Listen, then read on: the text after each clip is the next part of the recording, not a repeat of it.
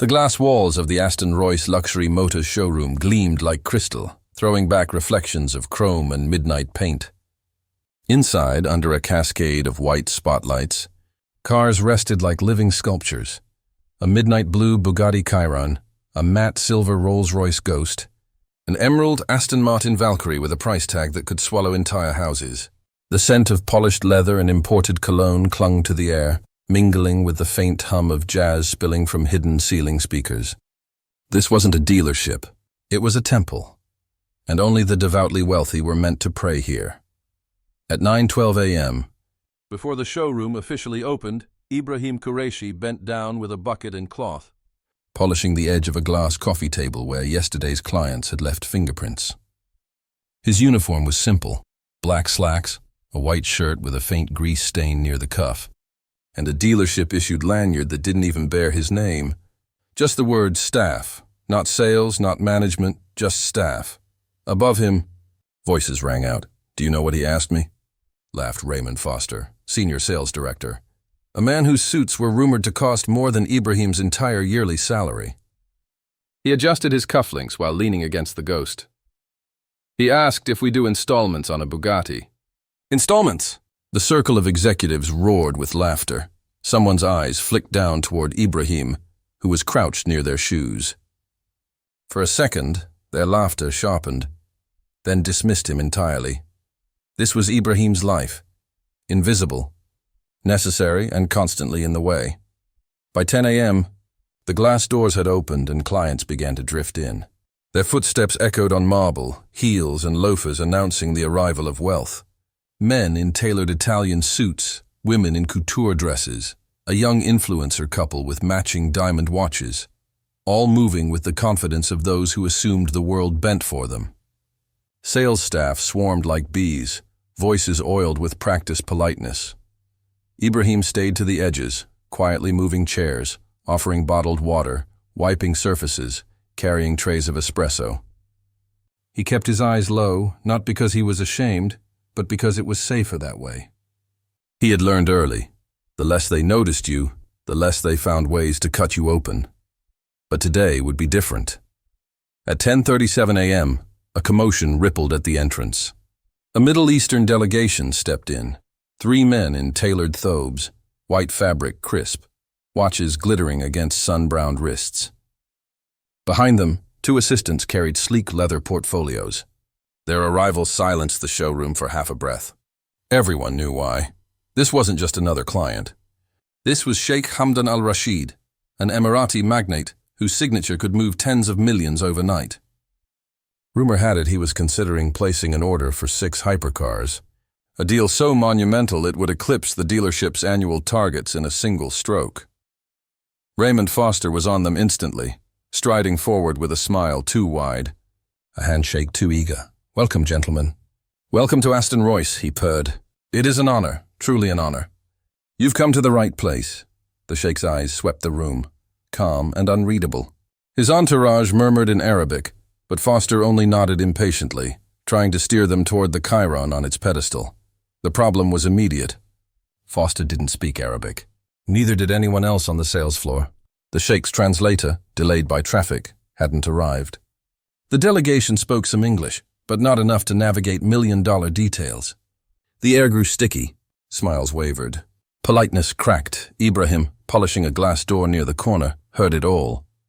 He heard the Sheikh ask about specs on the W16 engine, about bespoke interior customization, about export logistics to Dubai. Foster, desperate, kept gesturing at brochures, nodding like a bobblehead, saying, "Yes, yes, of course," to questions he didn't understand. The Sheikh's brows drew together. The entourage's murmurs grew sharp. From across the floor, Elena Ruiz, the showroom manager, hissed under her breath. "Where the hell is their translator?" Her eyes flicked to Ibrahim for half a second, then past him like he was furniture. And then, in the silence between questions, Ibrahim whispered, so soft only he could hear himself, a perfect translation of the Sheikh's last request. He wants to know if the carbon fiber trim can be finished in emerald lacquer to match his family crest. He swallowed. His throat burned. His heart hammered against his ribs. Should he speak up? He had spent years in shadows, avoiding attention. They laughed when he tried once 2 years ago to answer a French client's question. "Stick to cleaning, Ibrahim," Foster had snapped in front of everyone. "No one's paying you to play translator." The memory still ached, but here, now, with the biggest deal of the decade slipping like sand through Foster's fingers, Ibrahim felt something ignite in his chest. A chance. He straightened slowly, cloth still in his hand, and cleared his throat. "Excuse me, sir," he said, his voice careful but steady, heads turned. Foster's eyes narrowed in irritation. Elena's jaw tightened. Clients nearby raised brows, faint smiles curving at the sight of a cleaner daring to interrupt. The Sheikh's gaze, however, landed squarely on Ibrahim. And in that single heartbeat of silence, Ibrahim made a choice. He switched tongues. His words flowed in flawless Arabic, respectful, precise, carrying the exact intonations of the Sheikh's homeland. "Your Excellency," he said, bowing his head slightly, "the trim can indeed be customized in emerald lacquer. The manufacturer offers a private commission program for this exact purpose. Would you like me to walk you through the specifications while we wait for your translator?" The entire room froze. The Sheikh blinked once, then smiled. A real smile. He answered in Arabic, his voice warm, approving. Ibrahim replied smoothly, each phrase rolling like silk. And just like that, the power in the room shifted. Raymond Foster's face drained of color. Elena's lips parted, but no words came out. The sales executive stood rooted, unsure whether to be outraged or relieved. Around them, clients paused in their conversations, eyes darting toward the unlikely figure in a plain staff uniform who had just saved, no, claimed, the dealership's crown jewel of a deal, and Ibrahim, cloth still in hand, kept translating, kept answering, kept standing taller with every word. The invisible man was invisible no longer. The silence after Ibrahim's first words didn't last long. It broke in a dozen whispers, gasps, and sharp looks that seemed to echo louder than the jazz from the ceiling speakers. But the Sheikh didn't notice the storm brewing in the staff's eyes. He was listening. Listening with the kind of intent usually reserved for executives, not cleaners. Ibrahim's Arabic flowed like water. He explained customization options, detailed warranty clauses, and even translated technical jargon into the Sheikh's dialect, not the stiff textbook Arabic most foreigners used. Every pause, every respectful honorific landed exactly where it should. The Sheikh nodded, pleased. His entourage leaned closer, taking notes. Their posture shifted from skeptical to invested, like doors opening after a long wait. By the coffee bar, Elena Ruiz, the manager, finally snapped back into motion. She stalked across the floor, heels slicing against marble, her smile stretched tight. She reached Ibrahim's side, just as the Sheikh asked another question about overseas delivery. "That's enough," Elena hissed under her breath, gripping Ibrahim's arm. "Step back. You're overstepping." But the Sheikh raised a hand, silencing her without even knowing what she'd said. His eyes stayed locked on Ibrahim. He repeated his question in Arabic. Ibrahim, pulse racing, answered without hesitation. The Sheikh's smile widened. He gave a small laugh, the kind men gave when pleasantly surprised, and patted Ibrahim's shoulder. "Excellent," he said in English this time, just so the others could hear. "Very good." The room shifted again. Executives exchanged glances, trying to recalibrate. Foster forced a laugh, stepping forward with his sales pitch. "Yes, well, of course," Foster said, clapping Ibrahim on the back like they were teammates. "Our whole team is here to ensure your satisfaction, Sheikh. Ibrahim is just assisting temporarily. Let me personally guide you through our financing and delivery plans." But the Sheikh didn't even look at him. His words, his attention, his smile, they all flowed toward Ibrahim, and Ibrahim kept delivering. By 11 a.m., the delegation had toured the showroom, examined the Chiron, the Ghost, and the Valkyrie. Ibrahim translated everything, seamlessly bridging two worlds, the opulent confidence of the Emiratis and the flustered desperation of Aston Royce's sales staff. Every time Ibrahim spoke, the Sheikh's eyes brightened. Every time Foster or Elena cut in, confusion or irritation flickered in the Sheikh's expression. At one point, The sheikh asked a technical question about the Valkyrie's hybrid powertrain efficiency in desert climates. Foster's mouth opened, but no sound came out. He didn't even understand the question. Ibrahim stepped forward, answering in detail, citing heat management systems, custom radiators, fuel calibration. He had read the manuals in his free time, not because anyone paid him to, but because he loved these machines. Cars weren't his job. They were his passion. The sheikh caught that. He studied Ibrahim for a long moment, then gave a subtle nod, and just like that, something invisible broke, the barrier between servant and decision-maker. But not everyone in the showroom was celebrating. Elena pulled Foster aside near the display wall, voice low and sharp. "This is a disaster," she hissed. "He's making us look incompetent. If head office hears that a janitor closed this deal," Foster's jaw clenched. "Head office won't hear it. We'll take credit. He'll fade back into the shadows where he belongs. And if the sheikh insists on him?" Elena countered. Foster's eyes darkened. "Then we remind Ibrahim of his place," loudly. By noon, word had spread. Other clients lingered nearby, pretending to browse but really watching the strange spectacle. A staff boy in a plain shirt, standing at the center of million-dollar negotiations, while executives stood mutely behind him. One man muttered to his wife, "Isn't he the one who was serving tea last week?" Another scoffed. "This dealership's standards are slipping. Allowing staff to mingle with clients? Embarrassing." Phones came out. Photos were snapped. A cleaner with a bucket at 9 a.m. was now shaking hands with a sheikh at noon. The social media storm was already brewing. Then, just as the deal seemed ready to finalize, the sheikh leaned toward Foster and Elena. He spoke in measured English. Slow but clear. "I would like this man," he gestured to Ibrahim, "to oversee my order, personally." Elena's smile cracked. "Your Excellency, of course, but you see, Ibrahim is not... He is not authorized for such high-level transactions." The sheikh's brow furrowed. His entourage murmured in Arabic. One of them, his cousin perhaps, leaned toward him and whispered something sharp. The sheikh's face cooled. Ibrahim translated quietly under his breath for himself. "They think we are being disrespected." The moment teetered. If Elena insisted, if Foster pushed, the sheikh might walk out. Millions in commission would vanish. The dealership's prestige would crumble, and Ibrahim knew it. He also knew Foster and Elena would rather burn the deal than allow him to shine. The weight pressed against his chest. Should he step back? Should he shrink as always? Or should he finally stand tall? The sheikh looked directly at him.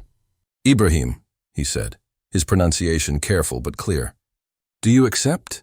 Every head turned. Foster paled. Elena opened her mouth, then closed it again. Ibrahim's throat tightened. For years, his job had been to keep silent, to remain invisible. But here was a man worth billions, offering him a seat at the table. He bowed his head slightly, heart pounding. "Your Excellency, it would be my honor," the sheikh smiled again. The entourage murmured approval. The decision was made, and in that instant, the balance of power in Aston Royce shattered. But Foster wasn't done. As the sheikh's assistant stepped aside to make calls, Foster grabbed Ibrahim's arm roughly, dragging him a few feet away. His smile stayed plastered on for appearances, but his voice was venom. "You little janitor," he spat under his breath. "Don't think for a second this changes who you are. You'll translate, you'll smile, and then you'll disappear. I'll make sure of it. Deals like this don't belong to people like you." Ibrahim's jaw tightened. For the first time in his life, he didn't look away. He didn't bow his head. He just stared right back at Foster, eyes burning, until Foster's smile faltered. Then Ibrahim walked back to the sheikh's side. The rest of the afternoon blurred into motion. Contracts drafted, specs finalized, colors chosen, custom embroidery ordered. The sheikh placed not one, not two, but 7 hypercar orders. The showroom buzzed with stunned disbelief. Staff whispered. Clients gawked. Photos snapped. And through it all, Ibrahim translated, explained, guided. By 5 p.m., the sheikh stood, satisfied. He clasped Ibrahim's hand firmly. "You will come to Dubai," he said warmly. "I want you to oversee the delivery there." The room spun. Elena blinked. Foster staggered back like he'd been struck, and Ibrahim. still in his stained white shirt, still holding the same cloth from the morning, felt the floor of his life tilt forever. The invisible man was no longer invisible. He was indispensable. By dawn the next morning, the Aston Royce showroom had transformed. Spotlights blazed brighter. The cars gleamed sharper. The staff wore tighter smiles. Word had traveled fast. Yesterday's spectacle had spread across social media, whispered in luxury circles, and trickled all the way up to corporate headquarters in London. 7 hypercar orders. A deal worth nearly $30 million, and the sheikh had chosen a cleaner to handle it. Executives from head office were already on their way. Ibrahim arrived early, just as he always did. His shirt was pressed, his shoes polished until they reflected the marble floor. But inside, his chest burned with the weight of what today meant. He wasn't naive. He knew the storm was coming. Foster's glare yesterday had promised it. Elena's brittle smile had promised it. He expected resistance. He expected sabotage. He just didn't expect how far they'd go. At 9:15 a.m., the first volley hit. Elena approached him in the staff corridor with a stack of documents. "The sheikh requires your immediate review," she said, thrusting them into his hands. But as Ibrahim flipped through, he realized they weren't specifications. They were HR policy documents. Fine print about staff conduct, hierarchies, unauthorized client interaction, clauses highlighted in neon yellow. "According to corporate rules," Elena said softly, "you've already broken 3. Yesterday was a violation. If I send this upstairs, you're terminated before lunch." Her smile was surgical. "So be smart, Ibrahim. Step back. Let the professionals handle today." Ibrahim folded the documents carefully, handed them back without a word, and walked away. Her smile cracked. By 10 a.m., the sheikh's delegation returned. This time they were larger: cousins, advisors, assistants, photographers. The showroom filled with murmurs of Arabic and the faint click of cameras. Ibrahim stepped forward, bowing respectfully. The sheikh clasped his hands warmly. "Ah, my friend," he said in Arabic. "I trust you rested well. Today we finalize." And just like that, the room tilted again. Executives from London froze mid-handshake. Foster's jaw tightened. Elena's knuckles whitened around her clipboard. The sheikh hadn't even glanced at them. All his warmth, all his trust, belonged to Ibrahim. The sabotage escalated. When Ibrahim asked for the contract drafts, Foster claimed they'd been misplaced. Minutes stretched. Confusion built. The sheikh's entourage whispered. Ibrahim excused himself politely, ducked into the back office, and found the folders sitting neatly on Foster's desk. Untouched, waiting.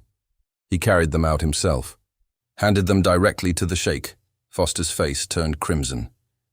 Later, when the sheikh asked about shipment logistics, Elena interjected with exaggerated sweetness. "Unfortunately, Your Excellency, our staff aren't authorized to handle these high-level details. Only I can clarify," she rattled off numbers. "Wrong ones. Delays, inflated costs, impossible timelines."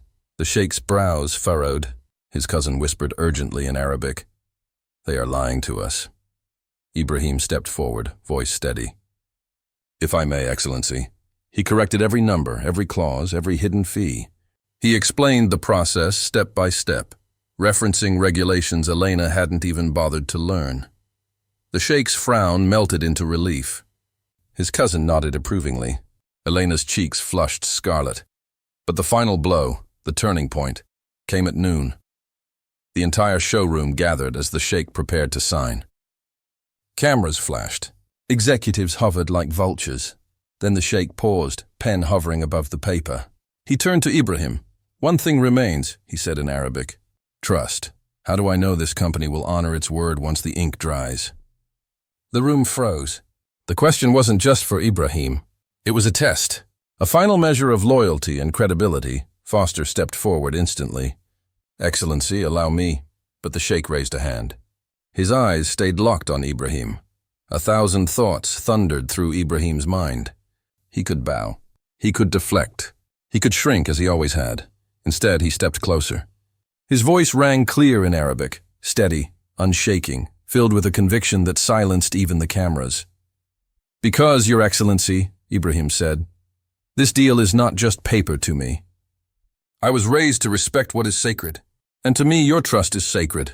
If this company fails you, it will not be Aston Royce that dishonors itself. It will be me.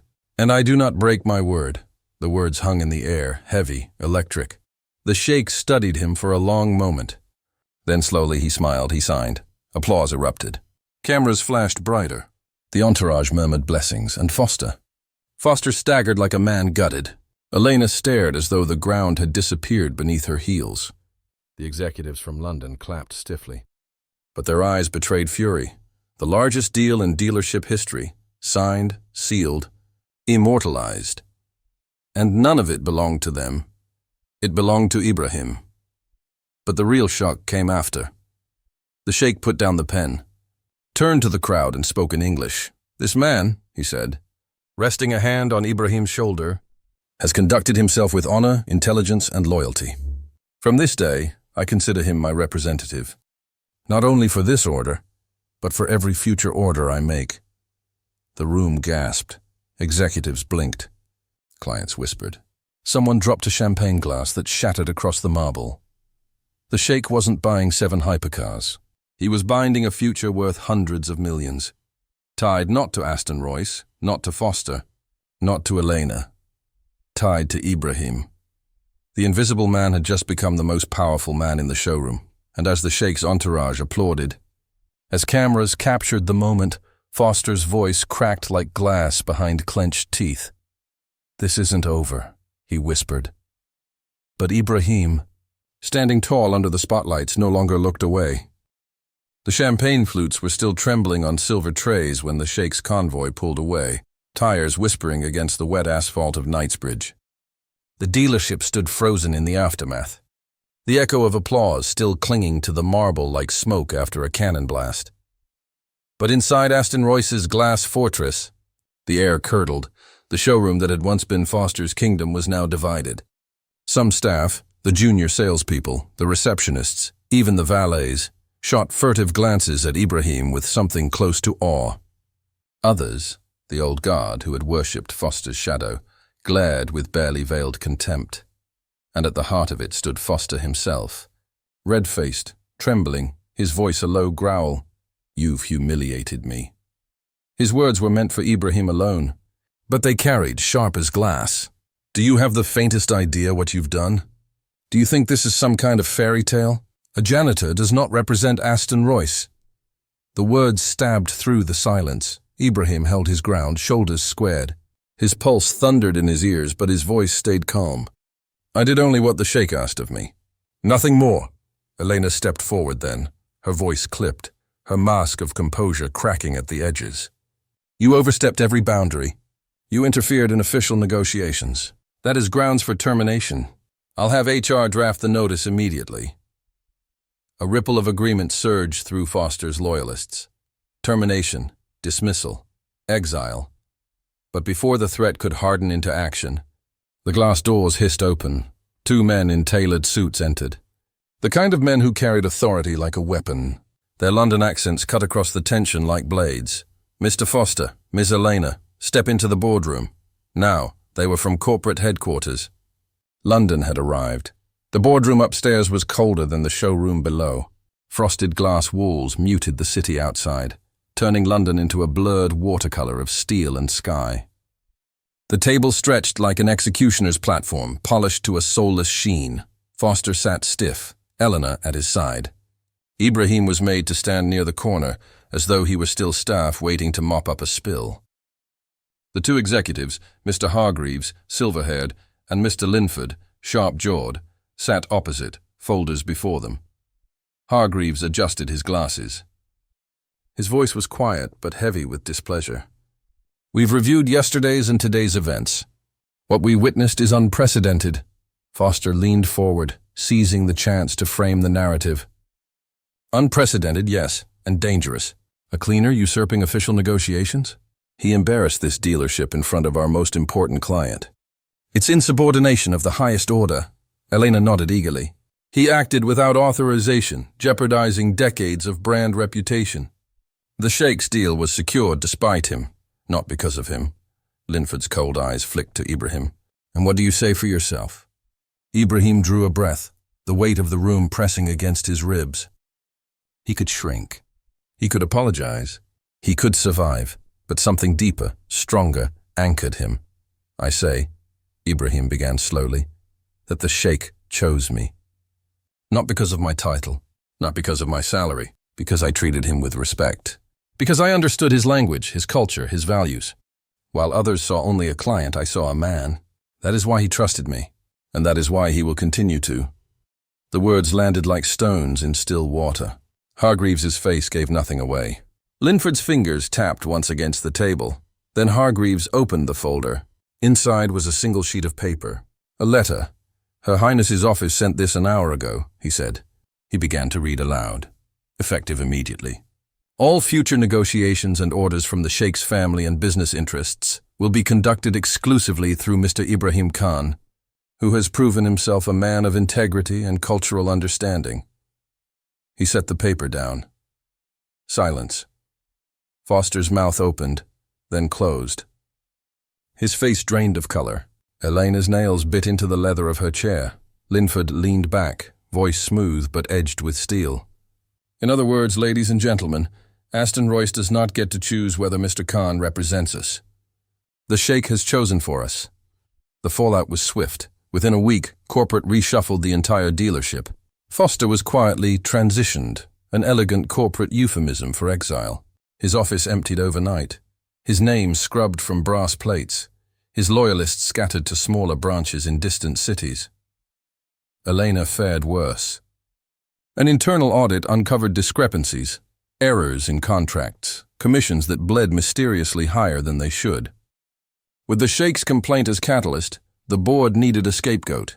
Elena's dismissal was brutal, public, irrevocable. The empire they had built on arrogance collapsed in silence. And Ibrahim?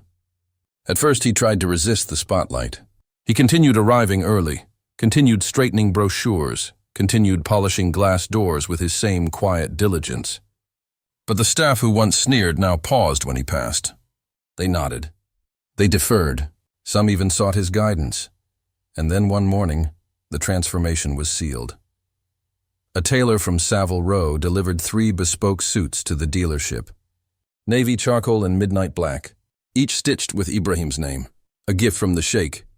The next time Ibrahim walked the showroom, he no longer looked like the man who carried mops. He looked like the man who carried contracts worth hundreds of millions.